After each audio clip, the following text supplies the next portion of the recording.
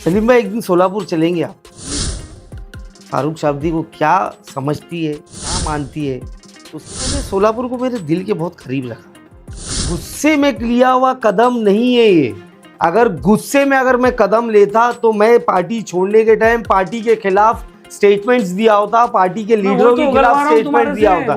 ये गुस्से में लिया हुआ स्टेप नहीं है बिल्कुल। हाल ही में गली न्यूज़ को दिए हुए इंटरव्यू में फारूक शाब्दी ने किए बड़े खुलासे, जिनमें वो इम्तियाज़ जलील से सख्त नाराज नजर आ रहे थे। एमआईएम में लाने वाले इम्तियाज़ जलील नहीं बल्कि सोलापुर के गाजी जागीरदार हैं। इसी तरह पूरा इंटरव्यू देखेंगे तो पता चलेगा कि फारूक शाब्दी ने एमआईएम पक्ष क्यों छोड़ा। एमआईएम का सफ़र मेरा 2019 से शुरू हुआ है। सोलापुर सेंट्रल कॉन्स्टिट्यूंसी जो हमारे महाराष्ट्र की सोलापुर में है, उससे मुझे पार्टी ने टिकट दिया था। तब अनलकीली पार्टी में एमआईएम में एंट्री किसने दिलाई? एंट्री, आप बिजनेसमैन, मुंबई की जाने माने टॉय इंडस्ट्रीज में आपका एक नाम है। हाँ ठीक है। तो आपको अचानक जो है, मेरा वतन है सोलापुर से अच्छा। आगे छोटा सा गांव है, मेरा वतन है। थोड़ा बहुत सोशली पॉलिटिकली मैं वहाँ पर काम करता था। 2019 में ऐसा हुआ कि एमआईएम की जो टिकट थी वो खाली जा रही थी, मतलब कोई ऐसा स्ट्रॉन्ग कैंडिडेट हुआ था। हाँ 19 की बात है, क्योंकि जो 2014 में पहले लड़े थे वो किसी वजह से ही वॉज अनअवेलेबल लड़ने के लिए, तो तब वो भी सेकंड नंबर पे आए थे। तो एमआईएम का अच्छा ग्राउंड था वहाँ पर, तो उसी को देखते हुए मैंने भी फिर पार्टी की आला कमान से मैंने संपर्क साधा। और उसमें हमारे, मैं बोलूँगा मेरे एक छोटे भाई है, मतलब वो पार्टी के नगर सेवक है मेरे छोटे भाई जैसे, जिनका नाम गाजी जागीरदार है। अच्छा, उनका बहुत बड़ा रोल था मुझे पार्टी में शामिल करने के लिए, और पार्टी ने फिर मुझ पर विश्वास जताया और मुझे 2019 में उम्मीदवारी दी वहाँ से, और बड़ी ताकत से हम लोग लड़े थे। और मेरी फाइट जो थी गृह मंत्री सुशील कुमार शिंदे साहब है, उनकी डॉटर प्रणीति शिंदे के सामने थी, और मैं सेकंड नंबर पे आया था, 8-9 हज़ार वोट से ही हारा था। तो ऐसे मेरे एमआईएम में शुरुआत हुई। मगर एक पब्लिक का कॉन्सेप्शन ऐसा लगता है पब्लिक को कि फारूक शाब्दी को एमआईएम में एंट्री इम्तियाज़ जलील ने दिला, ऐसा एक परसेप्शन है। नहीं, वो इसलिए मैंने ये सवाल किया। नहीं, ऐसा कुछ नहीं है। 2019 में मैं आया और डायरेक्ट असद साहब ने ही मुझे एंट्री दिलवाई थी। अच्छा, तो ऐसा नहीं है। अभी जो आपके बारे में बात चल रही है और आपने जो एक्शन लिया है, उसकी अगर पब्लिक को सही बात बताया चले, क्योंकि देखिए मजलिस के जो दीवाने हैं वो मजलिस के दीवाने हैं, अकबर भाई, असद भाई के दीवाने हैं। बहुत सारे लोग आते हैं जाते हैं। आप मुंबई का आप इतिहास देखो, किसी को निकाल दिया जाता है। और आप हमारे चैनल में देखोगे हमेशा इस बात पे यही रहती है कि आप इलेक्शन के टाइम पे, एंड टाइम पे आप क्यों कर रहे हैं। इस बार मैं चाहूँगा कि आप इस इंटरव्यू में खुल के बताएं कि एक्चुअल क्या हुआ, क्योंकि पब्लिक जानना चाहती है कि क्या हुआ। देखिए, जहाँ तक मैं समझता हूँ ना सलीम भाई, कि मुझे ऐसे लगता नहीं, यकीन है कि पब्लिक सारी बातें जानती है, पब्लिक को सब पता है, लेकिन सिर्फ मेरे मुंह से सुनना चाह रही है पब्लिक। हम भी आपके मुंह से सुनना चाह रहे हैं। ठीक है ना, क्या होता है, थप्पा लग जाता है ना भाई। नहीं, थप्पा लगाने वाला मेरे ज़बान से, मैं बोलूँ एक अलग बात होती है, वो बोले कोई अलग बात होती है, बातें चल रही है वो अलग बात होती है। मगर जब आप खुद बोलते हो कि हाँ मेरे साथ ऐसा हुआ, क्योंकि पब्लिक को जानने का हक भी है ना। नहीं, देखिए है ना, आज मैं एज अ विक्टिम आपके सामने बैठा हूँ। जो भी पार्टी का मैंने पद से इस्तीफ़ा दिया हूँ, तो मैं विक्टिम हूँ। तो हो सकता है कि मैं जो बोलूँ वो लोगों को सही ना लगे, मैं जो बोलूँ वो लोग बोलेंगे कि अपनी सफाई पेश कर रहे हैं। तो इसीलिए मैंने ये फैसला किया है कि हंसी खुशी आया था और खामोशी से चला जाऊँगा। क्यों? उसकी वजह ये है कि मैं जिस घर में रहा हूँ 7 साल, मैं जाते जाते उस घर को बदनाम नहीं कर सकता हूँ। मैं किसी नेताओं के बारे में कुछ बोलना नहीं चाहूँगा। पब्लिक समझदार है, पब्लिक को सब मालूम है, और मैं समझता हूँ कि थोड़ा दिमाग अपना चलाइए। और चलो मैं चला लेता हूँ दिमाग। एमआईएम के जितने भी लोग हैं जो जानना चाहते हैं कि फ़र्क है, मैं चलाता हूँ दिमाग। अभी आप तो खैर जो आपके वीडियो देख रहा हूँ मैं, आप तो बोलने को तैयार नहीं हो, मगर कुछ बातें, कुछ तो बात है इम्तियाज़ जलील और आपके बीच में। नहीं, कुछ तो नहीं, बहुत कुछ है। वही तो जानना चाह रहे हैं। कुछ नहीं, बहुत कुछ है। जब ही फारूक शाब्दी ने इतना बड़ा स्टेप लिया है, फारूक शाब्दी के पार्टी छोड़ने से सिर्फ फारूक शाब्दी नाराज़ नहीं है। फारूक शाब्दी ने कभी भी किसी ओहदे का, पद की लालच नहीं रखा है भाई। फारूक शाब्दी काम कर रहा था जमात की मोहब्बत में, असद साहब की मोहब्बत में। और ये जो मेरे नौजवानों का सपोर्ट, जो प्यार है मुझे, मैं इसको मतलब आपको डिफाइन नहीं कर सकता, उसकी कोई वो मेजर करने की कोई लिमिट नहीं है कि मेरा यूथ जो है ऑल ओवर महाराष्ट्र नहीं ऑल ओवर इंडिया मुझे कितना लाइक करता है जमात में होने की वजह से। लेकिन उसके बावजूद अगर मैंने कुछ बड़ा फैसला लिया हूँ तो कहीं ना कहीं तो आपको नहीं लगता उनको जानने का हक एक्चुअल क्या हुआ है? सब जान रहे, सब कुछ, सबको सब कुछ पता है। बस मैं बोला हूँ कि सब जानते हैं। मेरे को, मैं आपको चाहिए तो स्क्रीन में उनका नंबर छुपा दूंगा। मुझे ऑस्ट्रेलिया से एक मैसेज आया जो मैंने आपको आज दिखाया। जी जी जी जी। वो कह रहे हैं कि फारूक शाब्दी सही में छोड़ दिए। तो आपको मैंने पूरा मैसेज दिखाया हूँ, मैंने आपको बताया कि क्या क्या हुआ। तो वो जो वहाँ बैठा है वो क्या सोचे कि फारूक शाब्दी छोड़ दिया है, फारूक शाब्दी पे जुल्म हुआ है। कल्प्रिट कौन है? क्योंकि उसने बताया कि मैं MIM का, उसने फारूक शाब्दी का फॉलोअर नहीं है, वो आपका फॉलोअर नहीं है, सॉरी है, मैं आपको बता, वो मीम का फॉलोअर है। तो वो उसको जानने का हक है कि भाई ऐसा क्या हुआ, वो इतना अच्छा काम कर रहा था मुंबई में, वो इतना अच्छा काम कर रहा था, ये तो वो मुझसे सवाल कर रहा है कि भाई क्या हुआ। तो उनको भी एक जानने का हक होता है फारूक। देखिए, सबसे पहले तो मैं ये और एक बात क्लियर करना चाहूँगा कि फारूक शाब्दी का कोई फॉलोवर नहीं था, not even single person. Farooq Shabdi की जो ये फ़ैन फॉलोइंग बढ़ी है, जो उसको लोग मोहब्बत कर रहे हैं, वो MIM की वजह से। ये मैं खुले आम इसको एक्सेप्ट करने तैयार हूँ। आप ऑस्ट्रेलिया की बात कर रहे हैं, मुझे US से, सऊदी अरब से, कतर से, कुवैत से और इंडिया में तो ऐसा कोई स्टेट नहीं बचा है जहाँ से लोग, मेरे भाई सारे लोग बोल रहे हैं कि मैं आ जाऊँ जमात में। तो ये ऑल थैंक्स टू पार्टी की जगह रहती है। और कुछ लोग कमेंट्स में बोल रहे हैं कि आने से और जाने से फ़र्क नहीं पड़ता है, तो मैं भी उनको यही बोलना चाहता हूँ कि पार्टी अपनी जगह रहती है, पार्टी के अंदर नेता आते हैं और नेता जाते हैं, लेकिन किसी को कुछ फ़र्क नहीं पड़ता है। ये उनका प्यार है जो वो लोग मुझे इतना कन्विंस करने की कोशिश कर रहे हैं, लेकिन हकीकत बात शायद मेरे उन भाइयों को नहीं मालूम है। वही तो जानने के लिए आपको बुलाया कि हकीकत क्या है। सलीम भाई, आप किस स्टूडियो में बैठा हूँ, आप अपने दिल पे हाथ रख के बोलिए कि आपको नहीं मालूम है। मैं भी बता देता हूँ, आपको नहीं मालूम कैसे चलेगा? मुझे तो मालूम है, मैंने तो डाला तो है। बस सर, आपका जिस दिन रात को इंटरव्यू हुआ इम्तियाज भाई और आपका, उस वक्त मैंने आपसे सवाल किया कि आपको ये निकाल देंगे पार्टी कि आप तो क्या करोगे आप? नहीं, इत्मीनान मुझे इस बात का है कि जैसे आप किया था कि नहीं? हाँ किए थे ना, आपने किए थे। जैसे आप ही नहीं, पूरी पब्लिक बोल रही कि ये लोग निकाल देते हैं। तो मुझे इत्मीनान ये चीज़ का है कि पार्टी ने मुझे निकाली नहीं, मैं खुद हट गया हूँ इस पार्टी से। तो निकाल देते तो बेइज्जती हो जाए। नहीं, देखिए ना, अगर मैं पार्टी को ऐसा लगता है I am not fit to work, if I am not performing, तो पॉलिटिकल पूरा डैमेज हो जाएगा ना। अगर मैं परफॉर्म नहीं कर रहा हूँ तो पार्टी का राइट है। आपने एक स्मार्ट मूव लिया कि मैं यार इससे पहले कि मेरे को निकाल दिया जाए मैं हट जाऊँ, तो वही वजह। अगर मैं स्मार्ट मूव लेता तो आज मैं यहाँ पर आपके इन सवालों का जवाब नहीं देता। तो मूव जो है वो इमोशनल है, दिल से है, और मेरे लोगों की आंखों में आंसू, वो असद साहब की मोहब्बत में है। वो असद साहब के लिए रिस्पेक्ट मरते दम तक अल्लाह मेरे दिल में। आप असद साहब की रिस्पेक्ट कर रहे हो, आप मजलिस को अच्छा बोल रहे हो, फिर मजलिस को छोड़ के चले जा रहे हो, तो लोग क्या समझें कि भाई आप क्या कर रहे हो? हमको भी कंफ्यूज कर रहे हो ना भाई आप।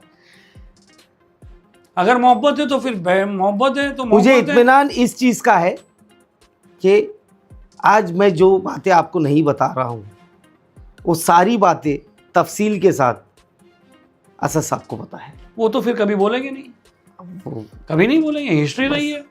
बस मैं और कुछ, वो तो कभी बात नहीं बोल, कभी आपके फेवर में नहीं आएंगे, बात करेंगे कि भाई ऐसी बात। लेकिन और चलिए अभी आप इस बात का खुलासा कीजिए। अभी आप, मैं बोलता हूँ, आपने पार्टी के फैसले नहीं माने, हो सकता है। फैसले क्या थे? फैसले ये थे कि इम्तियाज जलील साहब ने जो एक लिस्ट जाहिर की थी, मतलब जिससे आपकी सहमति, मतलब आपसे पूछा तक नहीं किया था, और उन्होंने वो लिस्ट जो है जाहिर कर दी, जिसमें गोंडी की लिस्टें थी और मेन औरंगाबाद की लिस्ट थी, वो थी। एक रीज़न ये बताइए। नहीं आप सब पे बोलो, मुझे नहीं बोलना है, या बोलना है तो बोलिए। नहीं सुनिए ना, मैं हर चीज नहीं बोलूंगा तो इंटरव्यू क्यों दे रहा हूँ मैं? जी, ये मेरा सवाल। हाँ, मैं इंटरव्यू क्यों दे रहा हूँ? मैं खाली आपकी चाय पी के चला गया होता। Aurangabad is not my subject. वहाँ इम्तियाज जलील साहब हैं और वो हैंडल कर रहे हैं अपने हिसाब से। लिस्ट बॉम्बे की जारी हुई थी, तो कहीं ना कहीं उसमें सच्चाई है कि मुझे कॉन्फिडेंस में शायद नहीं लिया गया। कॉन्फिडेंस में लेने का मतलब क्या होता है? प्रोटोकॉल, प्रोटोकॉल तो कभी नहीं फॉलो हुआ है एमआईएम में। मुंबई अध्यक्ष से आज तक नहीं पूछा गया है। नहीं, मुझे सारे फैसले मेरे से आप याद है, बगैर आप पूछे देखिए, आपको लिया पहला- गया, ऐसा भी नहीं है। पहला आपसे मेरा जो प्रेस कॉन्फ्रेंस में थे उसमें समय पहले मैंने सवाल यही खड़ा किया था आपसे कि भाई ये तो एंड टाइम पे आ जाते थे, आप क्या करोगे? आप बोले इस बार ऐसा नहीं होगा, मेरी बात हो क्या आई? तो आप उसी सवाल का जवाब दीजिए, कोई आया इस बार? आप यू आर ऑन ग्राउंड, हाँ, आप देखते हैं। तो पार्टी ने मुझे फ्री हैंड दी, ऐसे नहीं है कि काम करने नहीं दिया गया। कोई नहीं आया इस बार टिकट बांटने के लिए। इस बार first time in the history of MIM office पर इंटरव्यूज हुए, लोगों से पूछा गया। इंटरव्यू तो पहले भी होते थे, नहीं, ऑफिस पर नहीं होते थे, हेड ऑफिस पे ही ऑफिस होते थे, हैदराबाद से लोग आके बैठते थे। वो अलग, लेकिन टिकट आज हमारे बी फॉर्म्स हमारी हेड ऑफिस से बटे, तो कहीं ना कहीं मगर ठीक बटे है। तो ठीक है, मगर कौन बांटा वो जरूरी ना। इम्तियाज भाई आके बैठ के बांट रहे, वो अलग वो इंटरव्यू ले रहे। आप देखिए, मैंने टोका भी, आप वो इम्तियाज भाई ने, आप अगर वो मेरा इंटरव्यू मैं प्ले करूंगा वो चीज़ भी, इसमें थोड़ा रीडिंग में टाइम लगेगा, मगर मैं वो सब प्ले करूंगा जो मैंने बोला है। वो मैंने उनसे पूछा कि भाई आप यहाँ बैठे हो, वारिस पठान कोने में बैठे और इनको फारूक भाई को पीछे बाहर बिठा नहीं, दिया। नहीं, नहीं, वैसा नहीं था। देखिए, ये सब रूमर्स है। अरे मैंने देखा हूँ सर, मेरा अरे सवाल हाँ, तो क्यों है? आप जब आए तो इम्तियाज भाई ने आपको क्लियरली बताया कि वारिस भाई को थोड़ी तो थोड़ी बहाना देर था। में ब्रेक। नहीं, वो तो बहाना था। अरे हम तीनों साथ में बैठ के इंटरव्यू लिए, वो सारी वो सब बात नहीं है। और इंटरव्यू के लिए कोई कहीं बैठा है, कोई बैठा है, उतनी छोटी छोटी बातों पे फारूक शाब्दी नाराज हो। फारूक शाब्दी उतना छोटा या कान का कच्चा या वो नहीं है। बातें मतलब एक सिस्टम की है। और मैं चाह रहा था कि सारी, देखिए, फैसले in the end barrister Asaduddin Owaisi साहब के, अकबर ओवैसी साहब के, और महाराष्ट्र अध्यक्ष होने के नाते इम्तियाज जलील साहब के सारे फैसले सर आंखों पर है। उस फैसलों का विरोध नहीं करूंगा, फैसले का विरोध आपने फैसलों किया? का विरोध नहीं आपने करूंगा। किया? पूछो कैसे? तरीके का विरोध हुआ। कैसे किया? पूछो। कैसे? आते हैं आपकी कॉन्स्टिट्यूएंसी सोलापुर में आपकी पार्टी इंटर पार्टी राइवलरी बहुत जगह होती है, बहुत बड़े बड़े नेताओं में होती है कि भाई एक पार्टी में 2-3 जन रहते हैं, वो सोचते हैं इसको बेटा है, ये कोई नेचुरल नहीं है। वहाँ पर आपके जो मेन अपोजिट थे, कोई मेरे ख्याल से कुछ पठान करके कोई नाम था, उसको वहाँ का सलाहकार बना दिया, उसको अथॉरिटी दी गई थी टिकट की। इसलिए फारूक शाब्दी साहब को जो है थोड़ा सा। सलीम भाई, एक दिन सोलापुर चलेंगे आप मेरे साथ। चलेंगे। आप वहाँ पर ग्राउंड रिपोर्टिंग करना, और वहाँ की पब्लिक फारूक शाब्दी को क्या समझती है, क्या मानती है, उसके बाद आप फैसला करना। सोलापुर में मैं किसी पार्टी का एक लीडर या नेता नहीं हूँ। मेरे बड़ों के लिए मैं छोटा भाई हूँ, बुज़ुर्गों के लिए बच्चा हूँ, बेटा हूँ, माँ बहनों के लिए बेटा हूँ। तो मैंने सोलापुर को मेरे दिल के बहुत करीब रखा। तो मैं सोलापुर को किसी के साथ शेयर करने का नहीं तैयार नहीं था। तो कहीं ना कहीं कुछ बातें हैं, कुछ हादसे हुए, नहीं, इसके लिए मैंने खामोशी से निकल मैं जाना बता रहा हूँ ना बेहतर कि आप उनको इख्तियार दिया गया था कि वो बी फॉर्म बांटे। ये रिपोर्ट है, ये रिपोर्ट है। गलत बात है। बी फॉर्म सारे मेरे नहीं, पास मतलब ही थे। कैंडिडेट सेलेक्ट करने को उनको दिया गया था। फिर बाद में फारूक शाब्दी के साथ बैठ के बातें हुई, फारूक शाब्दी साहब ने ऑब्जेक्शन उठाए कि भाई ये क्या कर रहे हो। तो कुछ 22 सीट में से 5 सीट 4 सीट सब चलते गई, सब तो चलती गई थी, इसलिए आपको गुस्सा आ गया। नहीं, गुस्से में लिया हुआ कदम नहीं है ये। अगर गुस्से में अगर मैं कदम लेता तो मैं पार्टी छोड़ने के टाइम पार्टी के खिलाफ स्टेटमेंट्स दिया होता, पार्टी के लीडरों के खिलाफ स्टेटमेंट दिया होता। वही तो उगलवाना ये चाहता हूँ, गुस्से में लिया हुआ स्टेप नहीं है मैं बिल्कुल। वही तो उगलवाना चाह रहा हूँ आपसे। गुस्सा क्यों करूंगा मैं? गुस्सा मैं नहीं कर सकता। मैं दिला रहा हूँ मैं, आपको। अरे दिलाइए ना आप। मैं दिला रहा हूँ ताकि अगर आप मुझसे गुस्सा बोलो। दिलाने में कामयाब हो गए तो मैं समझूंगा कि सलीम भाई पास हो गए और फारूक शाब्दी फेल हो। नहीं, कोई पास नहीं, कोई फुल नहीं, जनता को जानने का हक है फारूक भाई। हाँ, तो फिर वहाँ पर ऐसा चला और बाद में यहाँ पर लिस्ट आ गई। तो फिर बाद में जो हुआ वो तो इंटरव्यू हुआ, सब हुआ। तो इस वजह से फारूक शाब्दी ने before being thrown out of MIM ही क्विटेड। देखिए, मैं एक शॉर्टकट में आपको एक वो बताता हूँ। जब बाबरी मस्जिद का वर्डिक्ट आया, असद साहब ने एक ट्वीट किए थे, उसमें उन्होंने लिखे थे कि supreme court is supreme but not infallible. इसका मतलब ये है कि फैसला लेने वाले सुप्रीम होते हैं बट अचूक नहीं होते। लेकिन फिर भी हम बाबरी मस्जिद का जो फैसला आया उसको लेकर हम सब जी रहे हैं ना।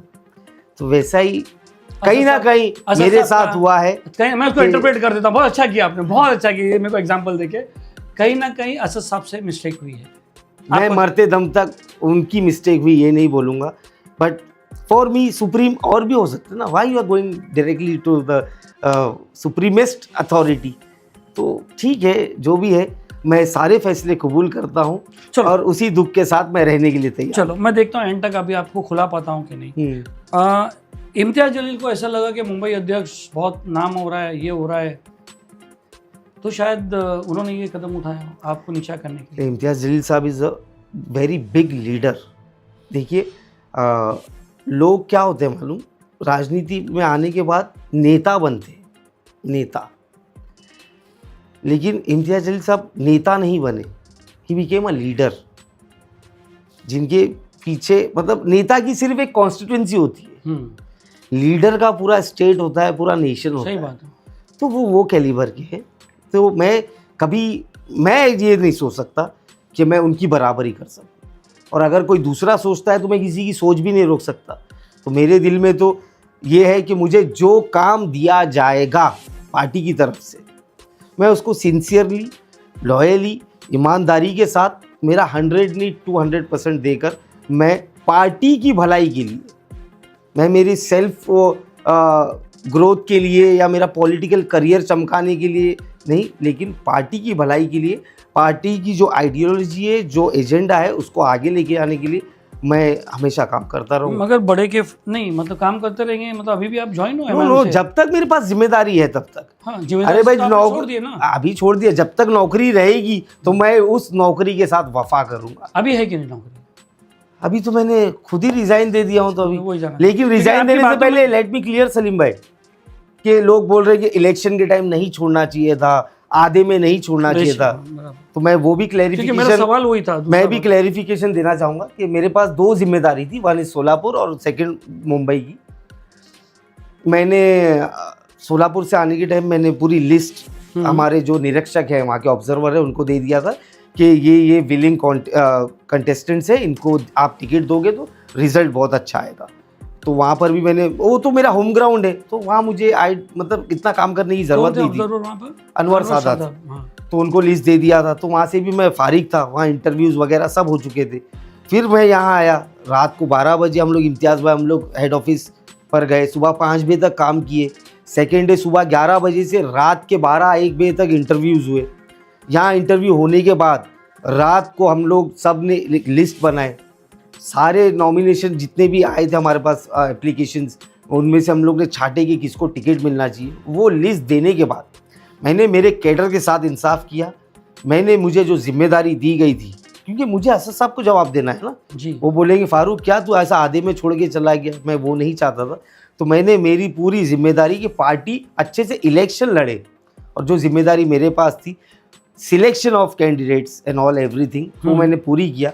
अफसोस इस बात का है कि मैं प्रचार नहीं कर पाऊंगा पार्टी की। फारूक भाई, why you came to Mumbai? आप क्यों आए मुंबई में? आप क्यों पोस्ट ली मुंबई में? आपके पास तो सोलापुर में 70,000 वोट थे, तो आपने मुंबई का रुख क्यों किया? I was sent to Mumbai. मैंने मुंबई कभी सिलेक्ट नहीं किसने किया। भेजा? पार्टी के आला कमानों का आग्रह था कि तो मैं मुंबई बताइए, जाऊँ। तो मालूम पड़ेगा। महाराष्ट्र स्टेट तो प्रेसिडेंट फिर का एक हमारे, चाय और बोल देता हूँ, हाँ पी लेंगे। आप थोड़ा कुछ तो बताइए अभी ना, थोड़ा public को शरबत तो पिलाना पड़ेगा, चाहिए कुछ तो हक बनता है ना। नहीं हमारे आपके स्टेट लोगों को- प्रेसिडेंट का वो था कि मैं मुंबई संभालूं। तो जैसे साहब लोग ने बोले तो मैं आई एग्रीड कि मुंबई लूँगा। लेकिन उस टाइम मैंने एक शर्त रखा था कि अगर मैं मुंबई लूँगा तो एट एनी कॉस्ट, चाहे कुछ भी हो जाए, मुझे सोलापुर छोड़ने के लिए ना बोला जाए। अगर दोनों जिम्मेदारी मुझे देंगे तो मैं दोनों जिम्मेदारी का भार उठाने के लिए तैयार हूँ। आपको ऐसा बताया जा रहा है कि आपको कहा गया था आप सोलापुर छोड़ो, मुंबई में ध्यान दें। पहले ये बोला गया था कि दोनों जगह करो, और कंडीशन भी मेरी यही थी कि मैं दोनों जगह रखूँगा, बिकॉज सोलापुर के 63,000 लोगों ने मुझे वोट किए, तो मैं उनका भरोसा नहीं तोड़ सकता था ना। वहाँ के लोगों को क्या लगेगा, मुंबई माया नगरी मिल गई, सोने की चिड़िया मिल गई, तो फारूक शाब्दी छोड़ के भाग गया। मैंने पहले ही ये कंडीशन रखा था कि आप जो जिम्मेदारी देना चाहती है पार्टी दे मुझे, लेकिन सोलापुर मुझसे ना ले। जी, ऐसा फिर लास्ट में फाइनल क्या हुआ कि आप दोनों संभालेंगे? हाँ, दोनों संभाल ही रहा था ना मैं। जी, आप तो देख रहे हैं, मैं सोलापुर में भी काम कर रहा था। मेरी आधी जिंदगी जब गाड़ी में चली गई है सलीम भाई, यहाँ से वहाँ I am very sorry to say, आज भी मेरी गाड़ी में आप चेक करोगे तो पूरा घर है। खाली बर्तन और चूल्हा नहीं है, बाकी आपको जो भी ज़रूरत की चीज़ें लगती है वो सारी चीज़ें गाड़ी में रेडी मिलेगी आपको। तो मैंने कुछ चीज़ का ख्याल नहीं किया, ना घर देखा, ना बच्चे देखा, ना कारोबार देखा, कुछ नहीं, पागल की तरह काम कर दिया। अगर आप खाली मुंबई प्रेसिडेंटशिप छोड़ सकते थे कि मैं मुंबई से नहीं संभालूंगा, ये भी मैंने कर सकते थे। हाँ, तो मुझे ये ऑफ़र भी मिली थी, तो मैंने छोड़ दिया था। अब I said I don't want Bombay. मैं लोगों को धोखा नहीं दे सकता, चाहे जो भी हो। तो झगड़ा वही था कि भाई काम करने दिया जाए। आप with भी absolute आप इतने powers। साल पॉलिटिक्स में हो, आप मुंबई के रहने वाले हो, आपकी फैमिली मुंबई की, आपका बिजनेस मुंबई का है, जिसको आपने माया नगरी चिड़िया कहा है। आपको तो मुंबई का तरीका मालूम था कि कितने आरोप लगे टिकट बांटने के लिए, पैसे के लिए, कितने कैंडिडेट्स को ये किया गया, कितने मुंबई अध्यक्ष को हटा दिया गया, कितने मुंबई प्रदेश जलील हुए यहाँ से कि जो है एमआईएम छोड़ दिए कितनों ने, कितनों को मतलब लोगों ने ये किया। तो फिर आपने क्यों सेलेक्ट किया कि मेरे साथ ऐसा, आपको ऐसा क्यों लगा कि मेरे साथ ऐसा नहीं हो सकता? देखिए, Farooq is known for accepting challenges. ये सारी चीज़ें मुझे पता थी, लेकिन मुझे मेरी सच्चाई पे भरोसा था, मुझे मेरे काम करने के ऊपर भरोसा था, और तो यानी मुझे ये ये कहना- मालूम था कि फारूक बिकाऊ नहीं है। तो मैंने ये सोचा था कि ठीक है, जमात की बेहतरी के लिए फारूक शाब्दी करेगा, और वो किसी हद तक कामयाब भी हो रहे थे। आज इतना अच्छा कैडर जुड़ गया था, अल्लाह करे साथ में ही रहे जमात की तरक्की हो, उसके खिलाफ नहीं हूँ। लेकिन अगेन थोड़ा सा स्पीड ब्रेकर्स आ गए, तो मैंने ही क्विट करना ज़्यादा मुनासिब आपने स्पीड ब्रेकर बना दिए। पब्लिक को तो, कार्यकर्ताओं को ऐसा लग रहा है यहाँ पे भी 2-3 आके आप बैठे हुए आपको लेके जाने के लिए। देखिए, क्या आप वो मैं स्पीड ना, ब्रेकर हो? मैं जहाँ भी रहता हूँ आप वो स्पीड ब्रेकर हो? मैं जहाँ भी रहता हूँ सलीम भाई, मैं कार्यकर्ता नहीं बनाता। मैं एक ऐसी बॉन्डिंग क्रिएट कर, अल्लाह की देन है, मेरे माँ बाप की दुआ है, फारूक शाब्दी की कोई खूबी नहीं, कोई स्पेशलिटी नहीं है कि लोग मेरे साथ जुड़ते हैं तो मुझे अपने एक परिवार का सदस्य मान लेते हैं। तो ठीक है, ये मरे दम तक मैं ये दुआ करूँगा कि ये चीज़ फारूक शाब्दी के फेवर में ऑलवेज रहे। अच्छा, ये सब चीज़ हुआ जो आपने कहा कि आपके साथ शायद नाइंसाफ़ी हुई हो या कुछ भी, तो आपको फ़र्ज़ नहीं बनता था आप असद साहब से बात करो इस बारे में, या आप चले जाते जैसे आप पहले गए थे, जैसे आप उनको इतने कायद मानते हैं, तो आप जाके ये बात डिस्कस कर सकते थे और उन पर फैसला छोड़ सकते थे? आपने क्यों नहीं सोचा, या आप गए थे या नहीं मिले थे? नहीं, सब बातें हो चुकी है, बात हो गई थी आपको उनसे। सब मालूम है। मालूम होना और बोलना, नहीं, देखिए वो नेशनल लीडर है, डिस्कशन बराबर हुआ है। है साहब, मतलब मेरे पास अल्फाज नहीं है साहब को डिस्क्राइब करने के लिए। मैं साहब हाँ, का मेरे पास- डिस्क्रिप्शन नहीं चाह रहा हूँ फारूक भाई, हाँ, मैं ये क्लियर चाह रहा हूँ कि एक किसी को भी तकलीफ होता है तो वो अपने मालिक के पास जाता है, अपने गुरु के पास जाता है, अपने घर वालों के पास जाता है, बोलता है भाई ऐसे ऐसे देखिए, तकलीफ है। मैंने सुप्रीम कोर्ट का आपको एक वो एग्जाम्पल दिया। सुप्रीम कोर्ट की जो भी जजेस ने उस दिन फैसला सुनाए होंगे, उनको क्लियरली पता था कि ये फैसला गलत है। उनको अंदर कहीं ना कहीं वो एहसास था कि हम जो सुनाने जा रहे हैं वो फैसला गलत है, लेकिन उन लोगों ने वो फैसला सुनाया बाबरी मस्जिद का। तो समवेयर ये भी वैसा ही था। चलो, आधी बात अगर आप रिस्पेक्ट करके बात कर रहे हो तो हम भी ज़्यादा नहीं खोलेंगे। बात करते हैं कि अभी पोस्टर्स फट रहे हैं सब जगह इम्तियाज़ जलील के, तो कुछ लोगों का कहना है कि वह फारूक शाब्दी का हाथ है। अगर मेरा हाथ होता तो सोलापुर में भी फटे होते, सोलापुर में भी गाली दिए होते। आप बता दो कि सोलापुर में जब मैं आ रहा था यहाँ बॉम्बे, तो मुझे अलविदा, मतलब मुझे खुदाफिज करने के लिए, लोग सी ऑफ करने के लिए इतनी बड़ी तादाद में आए थे। आपने वीडियो देखी, उसमें से एक नारा बता दो जो पार्टी के खिलाफ, पार्टी के लीडरान के खिलाफ लगा हो। This is what I have earned. Farooq Shabdi discipline के साथ काम करता है। फारूक शाब्दी किसी को नीचा दिखा के काम नहीं करता है कभी। तो अगर मेरा हाथ होता तो सोलापुर में भी ये चीज़ होती। और जो औरंगाबाद में हुआ है वो मैं समझता हूँ this is all part of politics. कहीं भी कोई भी पार्टी हो, आज आप खुद न्यूज़ चैनल चलाते हैं, शिवसेना में, बीजेपी में, कांग्रेस में, तमाम गठों में ये गालियों का सिलसिला, फ़ोटो जलाने का, फ़ोटो फाड़ने का सिलसिला हो रहा है। ये क्योंकि टिकट बांटने में, टिकट आदमी एक वार्ड से मांगता है, 10-10 उम्मीदवार रहते हैं, लेकिन मिलना तो एंड में एक को ही है। तो 8-9 लोग को नहीं मिली। हाँ, ये चीज़ हो सकती है कि एकदम पार्शियल सिलेक्शन नहीं होना चाहिए, मैं उसके खिलाफ हूँ।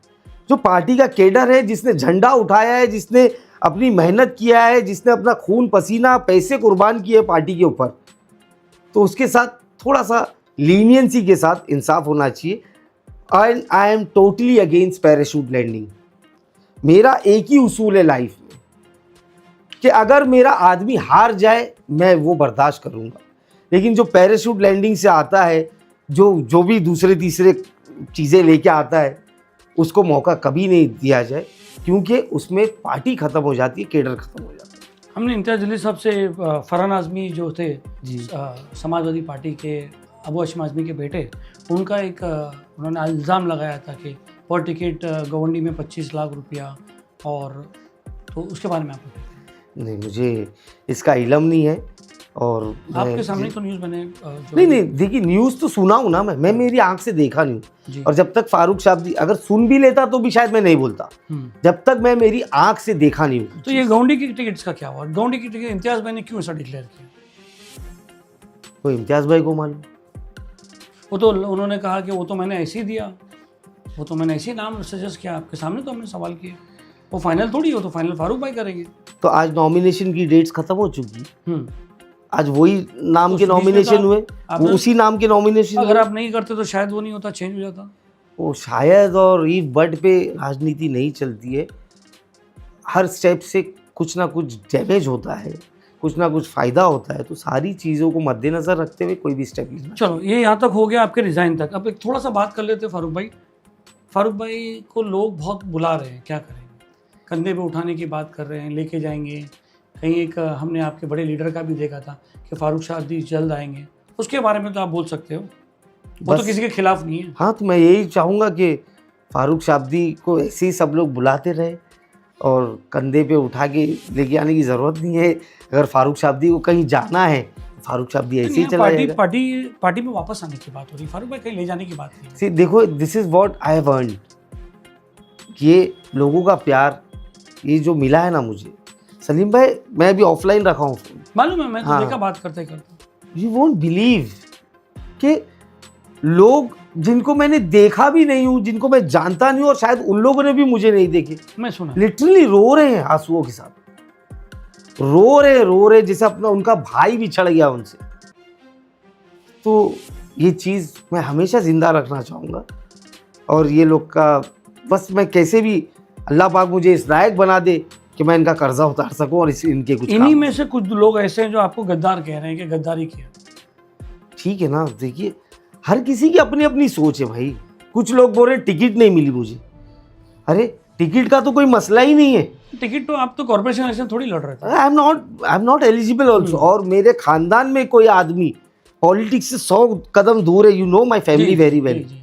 वो लोग बोलते हैं कि अपना काम नहीं है, तो ठीक है, टिकट का कोई इशू नहीं है और मेरे आदमियों को टिकट दो। मेरा आदमी कोई नहीं है, जो जमात के साथ लॉयल है वो मेरा आदमी है।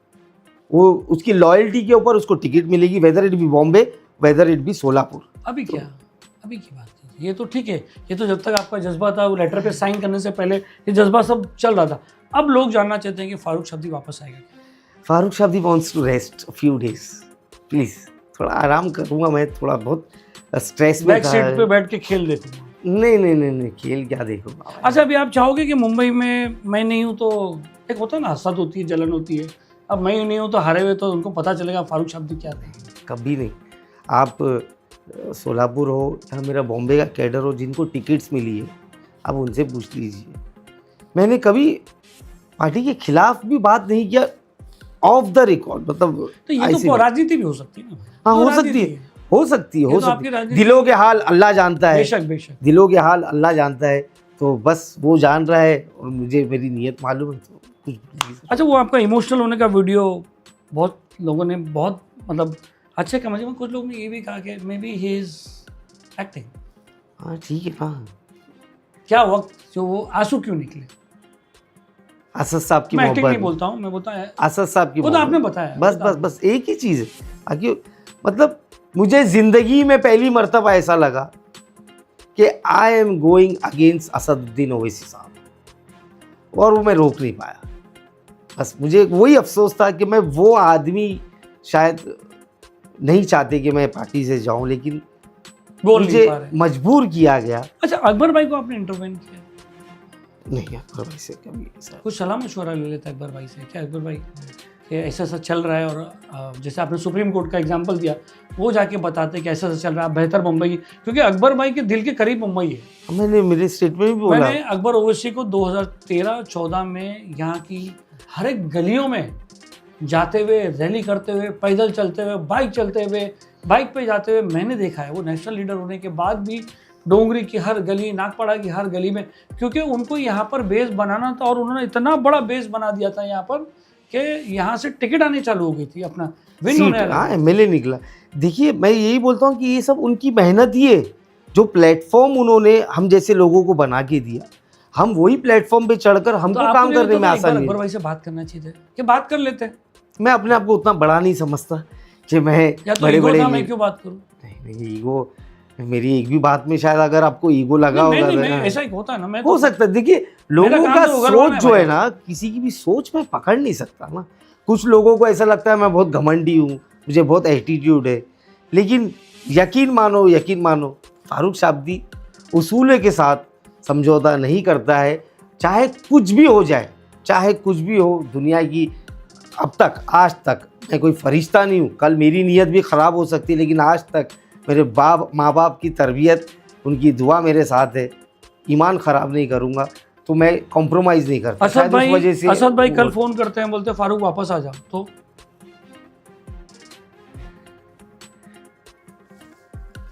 मैं क्या बोलूँ अभी, लेकिन फारूक शाब्दी वापस नहीं जा रहा। दोस्तों तो ये तो फारूक शाब्दी इन्होंने क्लियर कर दिया है कि एमआईएम में ये वापस नहीं जाएंगे। दिल का हाल नहीं बता रहे, अंदर से ही कुछ बातें हैं जो अपने कायद की इज्जत रख रहे हैं, अपनी पार्टी की इज्जत रखते हुए। हमने बहुत कोशिश की इनको गुस्सा दिलाने के लिए और ये करके, ताकि कुछ उगले, बहुत सारी बातें हमको भी मालूम है, मगर कुछ बातों में पर्दा ही अच्छा रहता है, वो अच्छा रहता है। तो इन्होंने साफ कर दिया कि ये पार्टी में वापस नहीं आने वाले। और मैं बहुत बहुत शुक्रिया आपका, थैंक यू सलीम भाई, टाइम दिया, इतना वो किया, मैंने आपका इतना बीपी बढ़ाया, ये किया, ताकि नहीं बोलो। नहीं, मेरा या बीपी नहीं बोलो। बढ़ता भाई।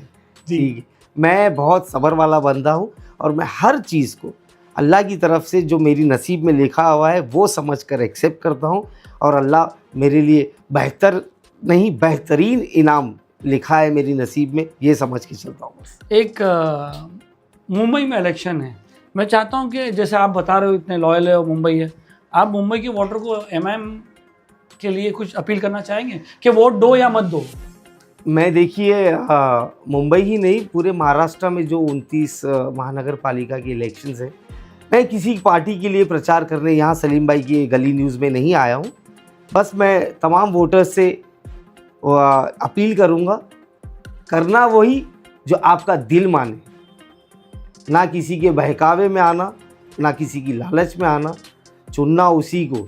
इस बार किसी भी पार्टी, किसी भी शख्सियत, ये सब नहीं देखते हुए हमको ये देखना है कि हमारा काम कौन करेगा, हमारे वार्ड का, हमारे प्रभाग का विकास कौन करेगा, हमारे बच्चों का मुस्तकबिल कौन अच्छा करेगा।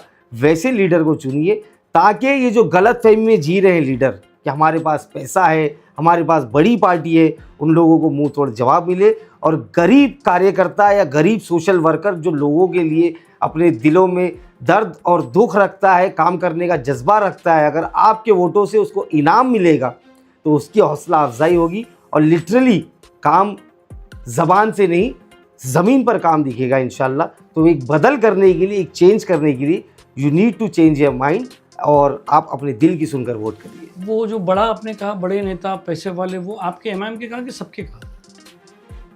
नहीं सब, देखिए कुछ लोगों को है ना कामयाबी हजम नहीं होती है, कुछ लोग अपने घमंड में चले जाते हैं, कुछ लोग वोटर को कुछ समझते नहीं है। एक एग्जांपल मैं दूंगा सलीम भाई, और मैं हमेशा से दुआ करता हूँ कि इलेक्शन साल में एक बार होना चाहिए, उसी बहाने नेताओं को देखने का तो मौका मिल जाता है। अगर साल में एक बार होने लगा तो हर अच्छा नेता को छोड़ना पड़ेगा आपकी तरह कुर्सी? नहीं, देखिए अच्छा नेता अगर होगा, नेता पार्टी से या उससे नहीं है, नेता पब्लिक से है जी। और जो अच्छा होता है पब्लिक उसको सर पर बिठा दिए। आपको भी तो बिठाया।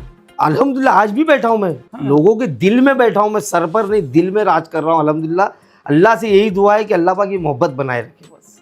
चलो बहुत बहुत शुक्रिया फारूक भाई। थैंक यू सलीम भाई, थैंक यू।